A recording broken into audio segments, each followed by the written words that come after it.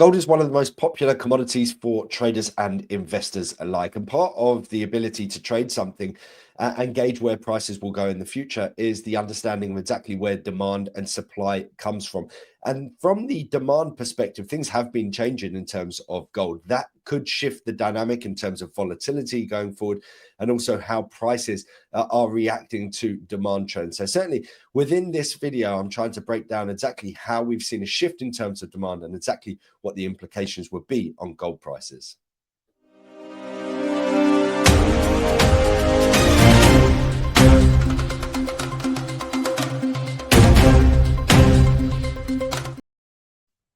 So first and foremost, this is according to Statista. You can see the breakdown in terms of the demand segments for gold. And you can see historically, the number one source of demand has always come from jewellery.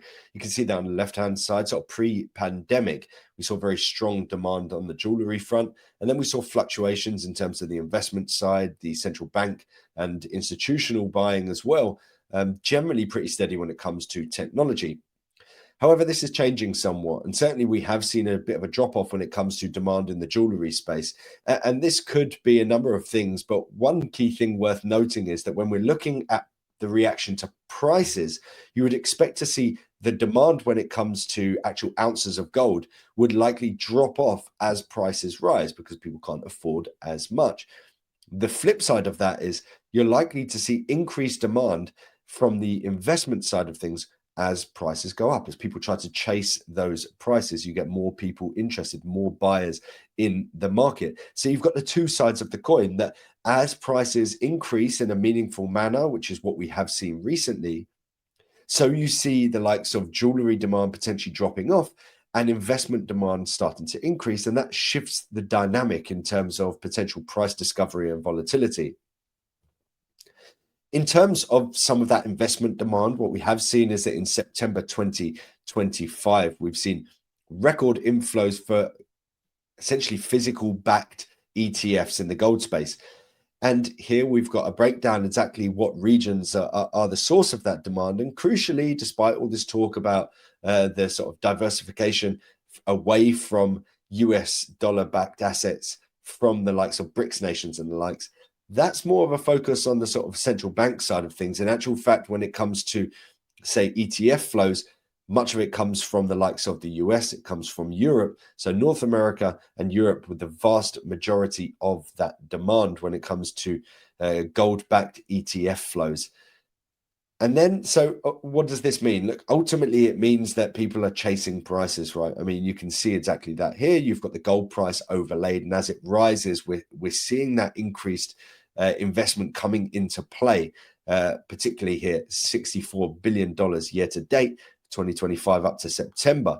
You know, that is very substantial, much bigger numbers than we're dealing with in previous years. So certainly more recently, we've seen a massive uptick in the likes of investment demand coming through gold-backed ETFs in particular. Notably, when we talk about that breakdown in terms of sort of central bank buying versus investing, you can see that, according to Bloomberg, much of the declared purchases are significantly lower from the central bank perspective than what is actually the case.